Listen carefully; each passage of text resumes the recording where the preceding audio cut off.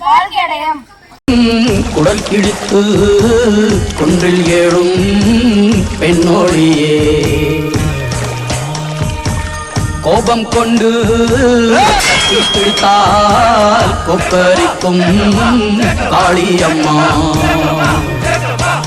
உன் கண் சிவந்து பார்த்தால் போதும் துரோகியின் கத்தி உழுந்து போகும் அம்மா ஓவியத்தில் உன்னை பார்த்தால் அதே உன் உள்ளத்தை காட்டும் அம்மா அனைவரையும் ஆதரிக்கும் தாயாகிய அன்னபூர்ணி நீ அம்மா